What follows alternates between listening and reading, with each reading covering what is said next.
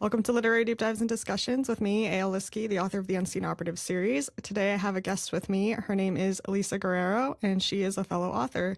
Welcome, Lisa. Welcome. Thank you for having me. Absolutely. A little bit about Lisa. She is a published author of I know you have 7 books on Amazon. Do you have any more besides that? I think there is a total of 10 now. 10. Wow. Okay. So Lisa is a well-seasoned published author. And I'm excited to kind of get to know a little bit about you, your author journey, and the books that you write. Why don't you tell us a little bit about yourself and how you became an author? I had a love for writing very early on. I believe in like first grade, I started writing plays and things that me and my friends would put together, and that later developed into writing short stories. So then fast forward, I started writing Pam the Scam, and I kind of put that on a hiatus when I was injured in a car accident. Then it took 13 years to kind of pick that back up. Before I even finished that, I was motioned to write a book, which was The Monsters Among Us, for somebody who was going through trauma and was scared to come forward. So I put that out there around 2020, and then shortly after that, I finished Pam the Scam that was on a 13-year hiatus. And then from there, it just was one after the other after the other. Hey, it just kind of flowed. That's interesting. You mentioned a car accident. How did that affect you as an author? It changed my life. One day going into your vehicle in bad weather, it changed my life forever. It changed the way I view things. It changed the way that I have compassion for other people, because when you don't go through certain illnesses, you're kind of ignorant to what is going on around you that you're not aware of had you not gone through it yourself. So it makes me a little bit more compassionate, and I feel like I have a little bit more understanding than before I was hurt, if that makes any sense. I had noticed, because I was sifting through your book reviews, trying to figure out which one I wanted to buy mostly, but I did notice there was many comments of people very poignantly relating to what you wrote, especially in terms of like trauma and injustices. So I guess I would say it sounds like your experience has been incorporated into your writing. Are there any other experiences that have brought that forth? I have gone through a lot of family issues, and like no family is perfect by any means, but I'm a big and strong believer in breaking generational curses, putting your foot down and demanding respect regardless of what the title is of the other person. Just because they're your family doesn't necessarily mean they have what's best for you or want what's best for you. Yeah, that's very true. I find it very personally interesting because trauma has had an influence on my own writing. I don't think I bring it out half as poignantly as you do. It's more of a side note to my series, but I have found that many authors do relate to trauma influencing their writing, especially generational trauma. How has that affected your presentation as an author when you're marketing? I feel like it's a little bit tricky because I don't want to open up wounds that I know that a lot of people are trying to heal and move on from. So I try in my writing as best as possible to allow people to see it from both sides of the story, from their personal perspectives to maybe somebody else looking outside in, just to kind of cover all bases. It's a hard and tricky situation sometimes moving forward in writing, just because I don't know how deep I could be triggering somebody, or if it's just hitting a nerve too much and then they don't want to finish the book. So it's a tricky balance. Yeah, I would agree with that. There are I've read some fellow indie authors who have written some thriller, suspense, or psych mystery, and I was triggered, which for me is a very hard thing to, like, I'm not easily triggered. So I like that you take that into deep consideration. So what is your process of writing your books with that in mind?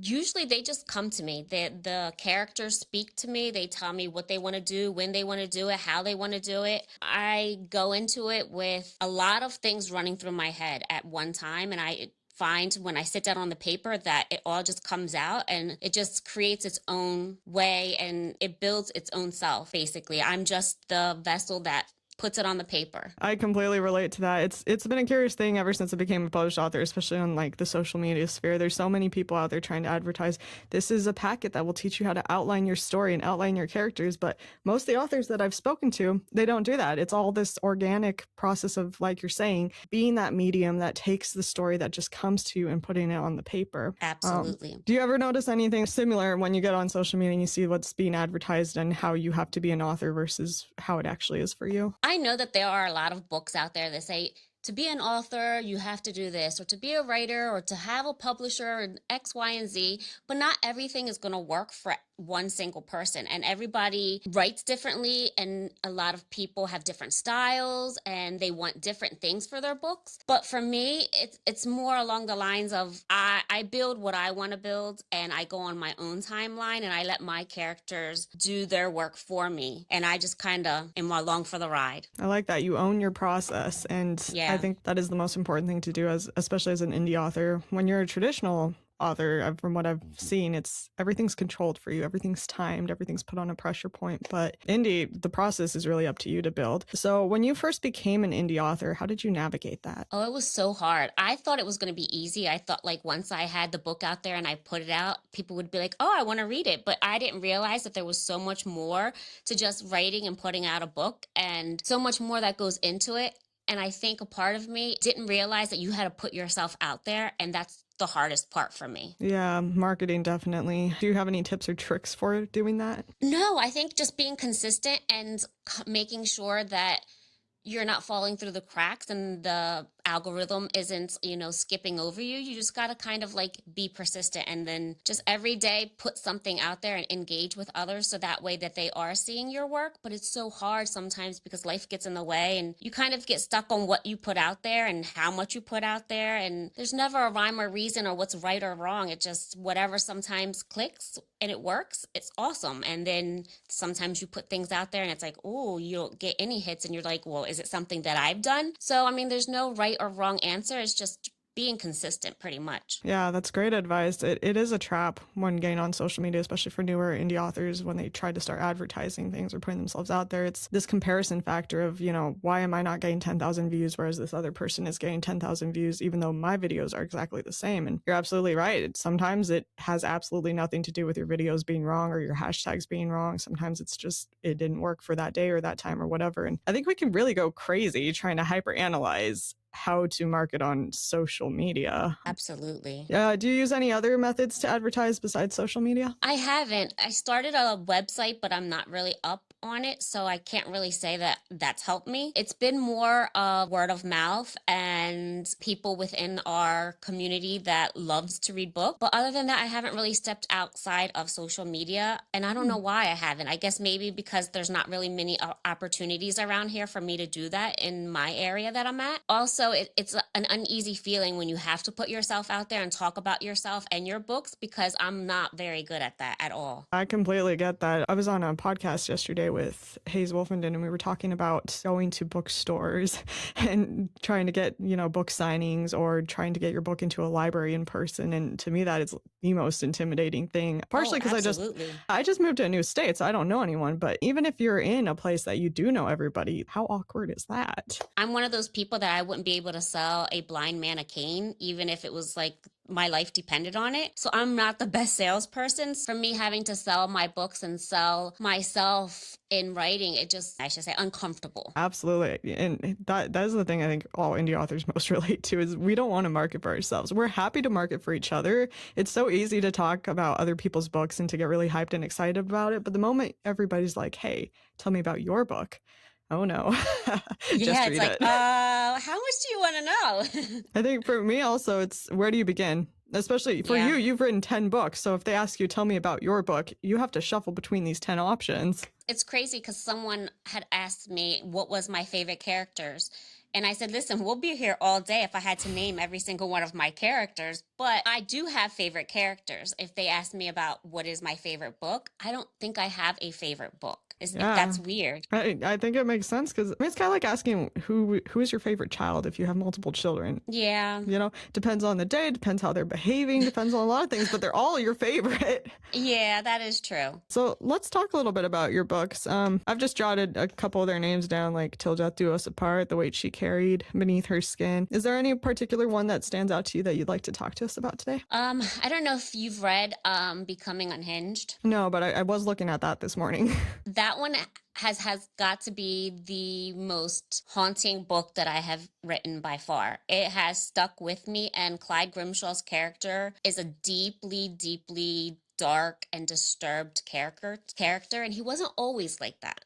He was very perfect in the beginning until he discovered Faye's trauma, and that turned on something inside of him that he was not able to fight. What was that like writing that? How was it carrying those emotions for you? It was difficult. And I'm not going to lie, it actually gave me nightmares. It woke me up out of my sleep, and I was terrified of my own character that I created and that I could move and manipulate to do whatever. But it was like speaking to me and telling me that that's not what it wanted to do. I mean, he got very, very dark and very gritty. It scared me. I thought the cops were going to show up to my house because I got blocked from searching. I wanted to use my husband's phone, and he was like, no, I'm not going to have them coming after me. You already have all of your devices locked. Like, it was that bad writing that book. So it took me a while to kind of get into a headspace to where I could like woosah and breathe and be like, okay, it's just a story. He's not real,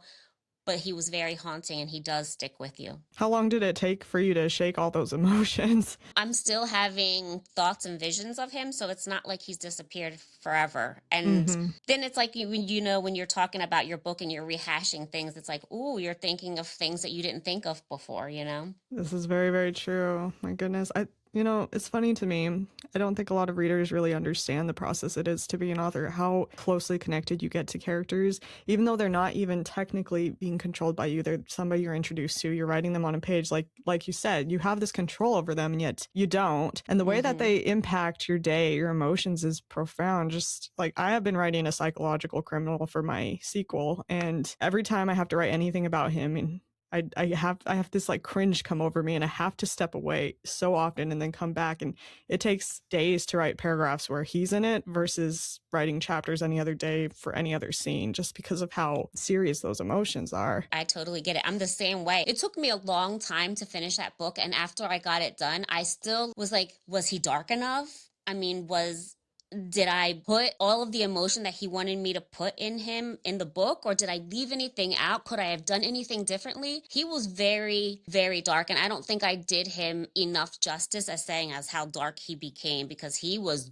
dark. Writer's doubt. That's what I call that. We try our very best to put it on paper, anything, whether it's, something heavy and deep like this or something light and happy or romantic. Sometimes it just feels like we can't do justice to how much depth the emotions and the experience has to be, and that can be the most frustrating part. Even when you get a beta reader or a review that says, hey, this really hit home for me, you still wonder, should it have been just a little bit more though? That's what keeps us improving as writers. Do you ever go back and touch up or edit any of your former works? No, but I do know that I need to, because Pam the Scam series was edited by my daughter, and me, naive at the time and first coming out, I'm like, okay, it's not going to matter. But then as you're getting reviews and as people are reading, they're like, there's a lot of grammatical errors. Yeah, because she was 13 at the time and she was editing and she just wanted to be involved. But I don't have to necessarily put that in like the blurb, like, hey, just caution, my 13-year-old was the one that edited this. So there are things that I do need to go back and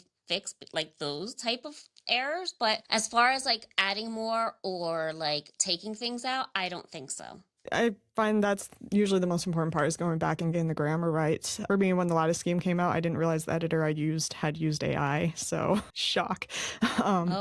Yeah, I had to go back, re-edit it myself. Eventually, we ended up getting a professional re-edited, but the entire book has been edited, I want to say, about 8 times after its release. And oh, goodness. Yeah, at first I was horrified about that, but honestly, I think going back and tweaking up your works is never something anybody should be ashamed of. We're trying to grow as authors. We're trying to be involved, and why not make the book a little bit better as far as those little things go? I mean, changing the entire storyline is completely out there. That I don't think anybody should do that, but yeah, and I've also been approached about like changing the covers for my books, and I feel like I've worked hard on them and they're already out there. So if I were to change them now, it would make no sense, because there's people that have actual physical copies of what they were when they originally came out. So I don't know, that's a little bit of a touchy subject for me. I do know when it comes to covers, that could be a murky area. If your cover is already proper for your genre, which, having looked over your covers, I would say yours are just right on point, it doesn't do a lot of good to change them, especially for the algorithm trying to help people to find your books. Whereas if it really was like if there really was something wrong with the cover, it would make a huge difference to make it more appropriate for the genre. But for me, I don't I don't see that as a problem for you. And it rarely is as much of an issue as people try to make it out to be. It usually is just an advertising marketing scheme to get people to jump into their business, to redo their covers when they start pushing out authors that your cover is the problem.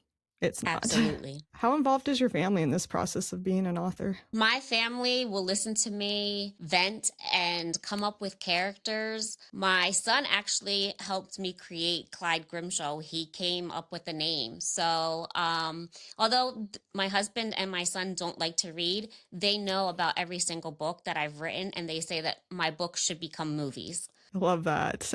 My husband's the same. He hasn't read a single page of any of my works, and yet he's always like, "It's the next Harry Potter." Thank you. I love that though. As long as he approves, you know?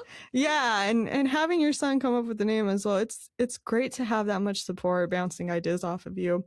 How about your community? Nobody knows that I really write other than like my close knit family and friends. Outside of that, maybe a few people that I've met in passing that I've seen read, and they've been like, "Oh, what are you reading?" Because I'll have like a book with me, and I'll talk to them about my books. But other than that, not really. I don't go to any book clubs. I haven't done any signings. I haven't gone out of my way to go to the nearest library and say, "Hey." But I'm pretty sure there are outlets out there that I could go to. My community is so small that I had to have to travel for at least an hour and a half just to find something that to be a part of the community to build the books from. When it comes to authors, to being an author, it really matters where you're located at. And I think that isn't looked at enough. There are so many who live in big cities that they can go just about anywhere. The population is huge. The options are just endless. And then there's many of us who live in rural areas and there's really nothing. And it's for that reason, I think it's a huge blessing that there are indie authors at all, that we can publish ourselves, that we can be on the internet, because without that, how would we ever write? I don't know. Absolutely. You are a part of this group, Indie Authors United. I mean, I'm pretty sure you're in one of the founding members of that group. Is that correct? I actually created the group and I am the administrator on there. When I started the group, it was really just a way to get everyone's books noticed, to get everyone's books out there, that they wouldn't necessarily have that audience if it was just them alone. We do honest reviews for different genres of your particular liking. You don't have to do R for R with anyone that you don't want to. We are the biggest supporters. We kind of all put our hands in and help when anyone has a question or needs something.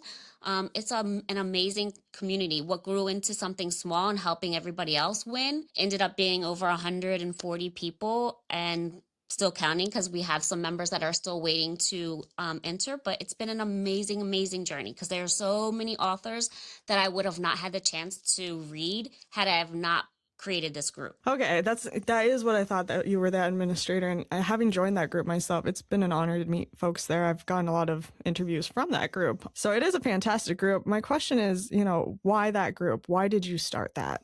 Because I want everyone to win, not just myself. When I noticed that like my posts were getting more views and other people were lacking, I'm like, why can't we all win? I don't want to be the only one to win. I want other people to have the same type of like excitement about their books being out there like I did. And I don't want them to put their books out there and then just hear crickets and not get any reviews or any reads on them, because I know how daunting that feels. And I just want everyone to win. So that's basically why I created it, because if I'm going to win, I want everyone that's in the board to win as well. I love that. Yes, absolutely. It is such a hard, lonely journey to be an author if you don't have support, and being able to have a community like that, especially provided for those who don't have a community, makes all the difference. I did also notice that you invite readers into that group. I thought that was a really unique twist. Absolutely. I feel like we all start out as readers before we have anything published, because I used to read books and I would go into a book and I would disappear and I would be lost in worlds that I would never be able to reach had I have not opened a book. But I believe that there's a place for them there too, because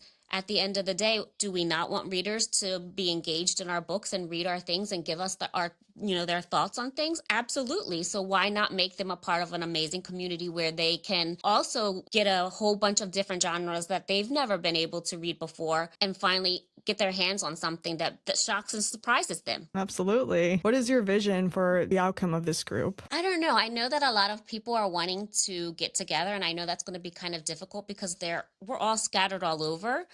Um, I don't know. It would be nice to get together.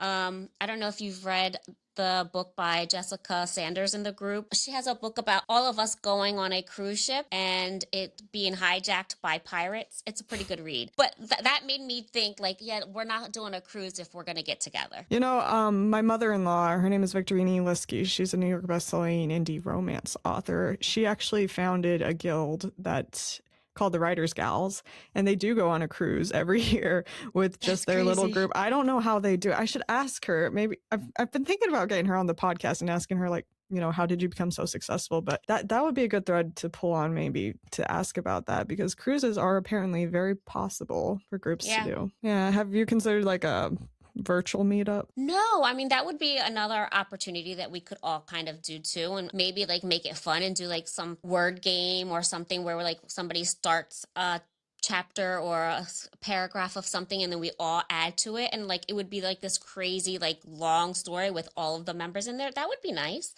That would be But I don't awesome. know, with everybody on different time zones, that's kind of hard too. Yeah, I'm not gonna lie. Time zones they are hard to work with. The most folks I've ever worked across time zones was, a group of 4 from my Who Wrote It series, and we did have a couple from China, Japan jumping in, one from Australia, and it is hectic trying to do time zones. Somebody in some point is going to have to wake up at like midnight. How do you balance all this? I try to give myself enough time to write, but I don't often have that time with a family and a grandchild that's here mostly all the time and she's like vying for my love and attention. It's hard to sit down and write. So I write when I can, but then there's times where I have to like take a step back and be like, okay, I need to get this out because it's speaking to me. So please just give me 5 seconds, just 5 seconds. And then once I get it out, I'm like, okay, now I can breathe. But mostly it's just I have to do it on my time or when the characters speak to me. Yeah, when it hits you, especially. Yeah. Do you have any like sticky notes or papers just lying around for whenever? Oh, I write all the time in a notebook before I even write on the computer because I've had problems before where I would type everything and then it'd be gone. And I'm like, how did it disappear when I saved it and it's not on the cloud? It's not on like no backup. So I always make sure that I hard write everything first before I put it into a computer just to save myself the headache of losing it and trying to find it again. That's really wise, because I have lost a full book before, having been typed up, and even though it was saved to the cloud lost it. So Yeah. I would definitely say to anybody listening to this podcast, that is a word of advice. Create backups for your masterpiece, for your manuscript, because there are chances that no matter how safe you think it is, it will be lost. Absolutely. With cryptic messages, I lost maybe like 30 chapters and I have no idea where it went and I had to rewrite it and I was like crying. I was getting ready to throw my computer, and my husband and my son were like trying to help me find it. They're like, we don't know where it's at. It's not there. I'm like, it was here last night. After that, I'm like, I can't do this again. I have to always keep it on a hard copy before I put it into the computer because computers, they're not reliable as much as we think that they are. It is soul crushing. I don't think I've ever had worse depression than when I lost my book and I had to retype it all. And I imagine you felt the same. Yeah, it felt like my whole soul was getting taken from me. I'm like, no, it was the worst. So I refuse to have that happen to me again. Absolutely. I have like 7 flash drives that every time I do anything on the book, I save it to all 7 flash drives. And it does take time to, insert, save, take it out and do it for all of them. But peace of mind is worth it. Absolutely. Technology is a huge topic, especially in the author community, particularly with AI. Do you have any thoughts on AI? I don't mind if people use AI for like building characters because I think every app that you go into will say some point of AI tool has been used. To use AI in your writing, that's a little iffy for me because I feel like using AI is not your own thoughts. It's not your own way of thinking. You're having somebody else generate that idea and that feeling, and not necessarily AI does not have feelings like we do, so we can't portray them the same way. Yes, AI is used to fix grammatical errors, but that's not always accurate either. Sometimes I consider making reels about AI errors, but I don't want to get all the backlash hate, so I've stepped away from that. But you're absolutely right. It is really easy to tell when an author has either written using AI or edited using AI, because the grammatical errors that AI makes are always the same across the board. They're easily Yeah. detectable. Their patterns are the same. And while everybody's all, oh, it's the M dash. No, it's the triads. It's the parentheses where there shouldn't be. It's the weird italicization, the weird bolding, and so much Yeah. more. How about AI for cover art? I have not used that. I'm not opposed to it because I mean, it's hard to get images that are stock images that you haven't seen on other people's books before. So I try to get creative when I'm making books and just kind of take bits and pieces. But if I had to honestly draw, my book covers would be laughed at because my artist skills are horrible. So, I mean, if there are a way to generate covers using AI that are not so bad, that I don't find an issue with that, but I think a lot, even in Canva, you're using photoshopped images and things of that nature, and they have a lot of AI images in there as well. So you, even when you don't think that you're using them, you are really using them when you're creating in Canva. Yeah, that's very true. It's what was the word Hayes used in our podcast yesterday was purist. There's this purist attitude that, oh, I don't use, ChatGPT or Google Gemini or the Copilot to produce images, therefore I am pure. I don't use AI. But you're absolutely right. It's in everything. Canva uses it. Anytime we search anything through Google, even though that's not generative AI, it is AI. The spell checks Mm-hmm. on Microsoft Office and Google Docs, that is AI. And Mm-hmm. I don't think there's any living person who touches and uses technology that isn't in some way using AI. So it's Yeah. it's rather hypocritical.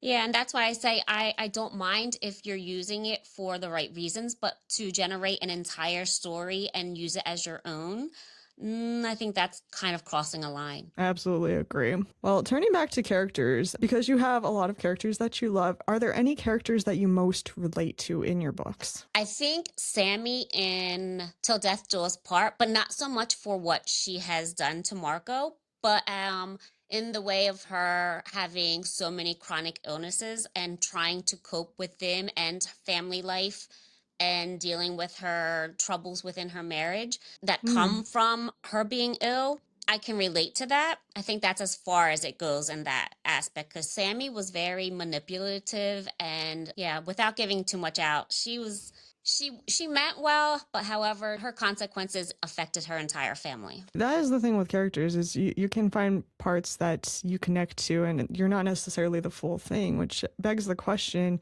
when it comes to your characters, are any of them based on or influenced by people you know? Yes, in this last book that I put out, The Weight She Carried, the daughter in there is type 1 diabetic and my daughter is also type 1 diabetic, so I wrote that based on her character. With Sammy, I based that on like my chronic illnesses so that I was able to give more information to whereas I could relate to that because I was dealing with some of the things that she was going through. I'm trying to think of what other characters that I could relate to, but in a way, I wish I was kind of like Pam the Scam because she's like ruthless and like sassy and like she just gave zero. She did not care. She also did not stop at whatever to get what she wanted. So she was ruthless in that aspect. I wish a part of me was that so that I could like put myself out there and be like, "Hey, I'm an author. Would you like to like read my book?" But I'm so much the opposite that like I wouldn't know where to begin to become her, if that makes sense. Absolutely. Yeah. In my own characters, there's parts that I relate to in just about each of them. But I mean, if I'm being honest, I'm not half as chill as any of them. I wish I could be like my character, Alma Morales. She's gone through a lot of trauma and she's cool as a cucumber. She does what she needs to do. She does it with a tough face and she's awesome. Like, oh, can't I be like that? How am I writing this? I don't know. Sometimes we write who we want to be, and then sometimes other people that we know just come into it and it's shocking. And then personal experience, I think, is the most powerful thing. Chronic illness, I haven't met a lot of authors besides myself who struggle with chronic illness, so I'm curious about that. Is there anything more you'd like to share about it? Far as the character or for myself? Either or. I don't know if you're familiar with, I've just recently been diagnosed with Sjogren's Mm-hmm. syndrome. And that's been really, really difficult because for the longest time, I thought I was just literally going crazy and I thought I was turning into a vampire. And every time I went out in the light, I thought I was dying. And it turns out, no, I just had an autoimmune disease. And now I need to wear, special glasses and take countless drops. I mean, it's life changing, but like I try to make the best out of it. And a lot of people aren't familiar with a lot of the autoimmune diseases that I have. So I try to make them aware that, like, just because somebody looks normal on the outside doesn't necessarily mean that they're feeling their best on the inside. Because I do a very, very good job of masking how horrible I'm feeling because I don't want everybody else around me to know just how horrible I feel. Yeah, very much. Masking is something that's usually associated most with trauma, but it comes in not just with trauma, but also with these illnesses, especially terminal illnesses or chronic illnesses. I've had both trauma and I suffer with an undiagnosable so far gastrointestinal disorder that everybody's just constantly stumped by, and trying to navigate that every day is a living pain. But I can mask it. I look perfectly fine. I'm told all the time, you look great, you look like you're doing better, and I'm like, in reality I'm doing far worse, that you'll Yeah. never know it. And I feel like as we dive deeper into like the illnesses that we have and we're like dealing with them, we do a better job at faking being normal than we do when we're in so much pain. I agree completely. For me, like, that is a huge part of my writing. Is my main character and a group within the book are technically symbolic of a terminal illness because the powers that they're given will eventually consume their lives. And for me, it's a question in my series of how do you live and find joy and survive knowing that you're not actually going to live very long, or that you're going to suffer from it. So for yourself, are there deeper messages, themes, or symbolism in your book that you would like your readers to notice? Yes, in The Monsters Among Us, that message was you don't have to be quiet for anyone. Your voice is just as strong and powerful at age 6 to 8 to 10 to 21. It doesn't matter your age as long as you speak your truth. That's all you can do. And the same basis is on The Weight She Carried as well. Her character, Teresa, she went through a lot. And she eventually collapses from the weight of carrying everything and everyone in her family. And she goes to therapy, and the therapist unleashes things that she was trying so hard for so many decades to keep buried, and it's now coming to the surface, and she's dealing with that and dealing with a husband that's there providing financially, but that's about as far as it goes. She's a single married woman navigating life in chaotic craziness, but she's trying to her best to be normal and to get through it all by carrying everybody else and not realizing that she has to take care of herself in order to take care of others. I love that. It's a sense of empowerment to your readers. Do you engage with your readers much? I try to. I have been given some really, really good feedback on some of the things that I've written. I feel most appreciative when they can say, hey, I really related to that character and you really helped me to, find my voice and to make it seem like I mattered. And I'm like, wow, I appreciate that. But then there are times where they're like, it triggered something in me and I had to step away. And I'm like, oh my gosh, I am so sorry. It was not my intention for that to happen. That's why in this last book, I have a little message in there that, like, if you're ever feeling overwhelmed or you need to take a break, please step back and don't continue to read until you're in that right headspace to continue, because this book does unleash a lot of trauma and I don't want to have anybody triggered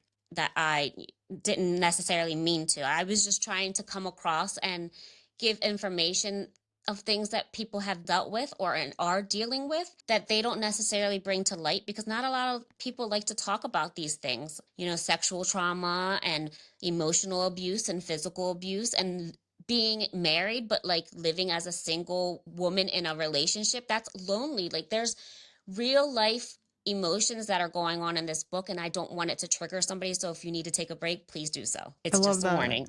Yeah, that is a beautiful sense of accountability.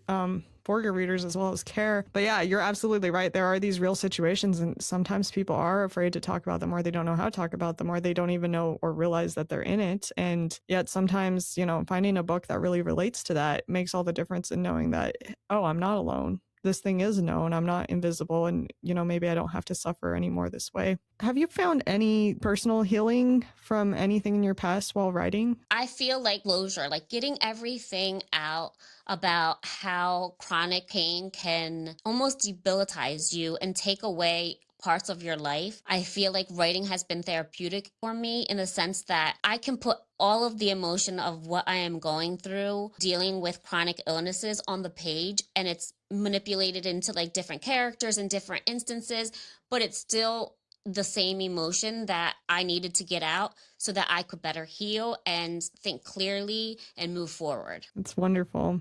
Writing is an incredible outlet to be able to process realities and emotions. And I found that throughout, Absolutely. across several indie authors. So thank you for sharing that. When it comes to criticism, I mean, I did not notice any bad reviews at all on any of your books, except for one that had 2 stars. And I swear that what they wrote was like a 5-star review. So I don't know what was up with that. But how do you deal with criticism? I have to know that there are good with the bad. And that 2-star review is actually someone who meant to put a 5-star review and she just doesn't know how to change it, or Amazon is not allowing them to change it. I did get I believe a 3 or 4-star review on Till Death Do Us Part. And I believe they said that it was not believable. And it kind of like took me back. Like, I'm like, how is it not believable? And it's a story, number one. And number two, when someone is drunk and they're not in their right state of mind, their actions result in their drunken behaviorness. So you're not going to have somebody that's able to control a gun in their hand. They're going to be falling over. And you know what happens when you're falling over with a gun in your hand? It's going to go off. It's a possibility. So for them to say like it wasn't believable in that aspect, it's like, maybe that's your opinion, but it can happen like this. And it was traumatic in the book that it did. So it's amazing to me how many people don't believe many things can happen or do happen in real life. We live in these bubbles. We live in these bubbles that we think that, reality is this way. And so therefore, if anything contradicts the way that my reality is seen, it therefore must be false or made up and everybody else is lying. And that's just not the way it is. That's how trauma starts, especially in communities that are like sometimes religious, sometimes, educational. You think the world is a certain way and then it's not. These things do happen. And that's been on my mind a lot lately because I am writing this diabolical romance that very much has real roots into a pressured marriage that just happened way too fast and somebody didn't want to get married and they did. And I've seen that, not my personal life, but I've seen that within my life with family members. And anybody who reads that book is going to say, this is not believable. But in reality, all sorts of crazy things happen. And sometimes it might not be prevalent in our culture. Sometimes it is, and you haven't found it yet. But really, I think for all readers, it would be better to be a little open-minded that even though some things are written in fiction books, they are actually very real circumstances that reflect the very same thing. So what challenges do you face or have you faced while writing your books? Writer's block, when I get to a certain point and the character doesn't know what he wants or she wants to do next, or I'm in my head too much. And that happens a lot to where I don't know which way to go with the character, and I feel that like I second guess myself, and I oftentimes find myself going back and saying, should I have done something differently? But then it eats away at me and I'm like, no, it's good just the way it is. It's a battle and it's hard ground to stand on and navigate sometimes. I'm in my head most of the time, and I shouldn't be, because I am my own worst enemy. Being in the head, that I completely agree with that, especially when it comes back to what we said earlier is, you'd written this character so intensely and that yet you still question if it was enough. It's all in our head as authors, and I think that's why it's so important that we do get outside feedback, people talking to us, connection with these things, because otherwise it can make us feel kind of insane sometimes. Oh, absolutely. So what is your process of, dealing with writer's block? I just take a step back. I kind of ground myself, and I have to clear my mind a lot of times and like listen to that voice inside of me saying, okay, can't push it. You just have to allow it to come. And when it comes, it'll come. You can't make it come any quicker than it's going to get to you. Sometimes just putting it away and taking a step back, doing something else that like clears my mind. It'll be something crazy. Like my granddaughter will want to go outside and be pushed pushed in a stroller. Okay, well, let's go outside for a little bit. And then I'll be outside and I'm like, oh my gosh, all these things are like flowing now that I'm not thinking about it. And now it's like, hold on, give me a second. Let me go write this down and I'll come right back. And it's like, it comes at the most weirdest times. Or in the weirdest places. Yes, yes. Sometimes like I'll be exercising, holding a plank or something, just lifting weights. It's like I have to stop and go write something down. Who cares about working out right now? Yeah, the flow is coming. It's crazy. Being an author, it is just the funniest thing. The funniest things just come to us. So how do you know for you when your book is finished? When they stop speaking to me, when I have nothing left to say and I feel like they've gotten it all out. That's pretty much when I know it's done. If they don't have anything left to say, then I can close it and we can move on. I like that feeling of it is done. Just go. Yes. And so then what is your editing process like? I know that is often the cringiest part of being an author. Oh, I hate editing. Editing is like the absolute worst for me. And I don't know what it is. I don't know if it's because I'm so critical of myself. And when I get in there, it's like I'm reading from like a reader's perspective. I'm missing things that I wouldn't necessarily miss had I have not been in my own head when I'm editing. So I don't know. I hate editing. I try to do a read aloud first just to kind of hear if anything sounds wrong. And that always doesn't work either because listening to somebody else read it to you, it's not the most accurate. Let's just say that. Absolutely. Yep. About how many drafts do you go through for editing? Too many to count.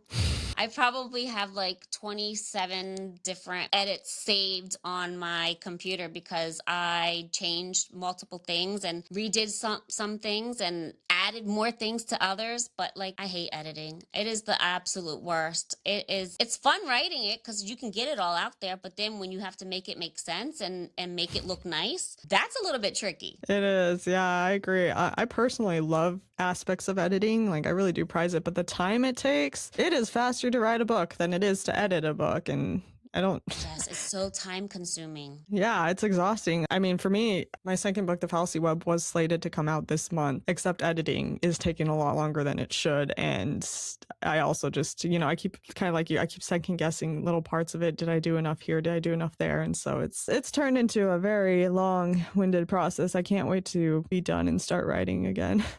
Well, I'm excited for it to come out so I can read it. Oh, thank you. So what is your long-term vision as an author? I don't know. I want to be able to reach people and give them a message that maybe they were looking for hope, or maybe they were looking for inspiration to tell a story that their truth of what's happened to them. Because a lot of people go through trauma and they hold it inside and they don't talk about it, or they're scared to talk about it, or they're fearful that people won't believe them. But there are people out there that do understand and feel what you felt. So don't be afraid to speak up, because if you stay silent, you're just giving them the power. I love that. You're out to empower people, and I feel like you are doing that. So do you have any last parting advice to any aspiring authors out there? Stay consistent. Don't stop writing even when the words aren't there, because they'll come. And when they come, just make sure that you have a pen and paper and be ready. Be ready. No matter where you are, carry the notebook with you. Yes. Yes. Thank you so much for your time meeting with me today. Thank you so much for having me. Of course. And to everybody who's viewing this podcast, you can find all of the links to Lisa's books in the description below. They are all on Amazon. Yeah, they're all on Amazon, and they should be linked in Instagram bio, but not all of them. I will have those links down below. So anybody viewing this, check it out. Check out Lisa's books. I am looking forward to reading them. I need to settle on one and just read it. The problem is picking which one. Yeah, just be careful if you choose Becoming Unhinged, because Clyde Grimshaw still gives me nightmares. Yes. Per this episode, everybody who's listening, be aware of that. Subscribe to this channel to continue to support indie authors as we build a community together. In the coming weeks, we'll continue to offer one-on-one interviews as well as continuations of the 4 authors who wrote it series. We'll see you next week.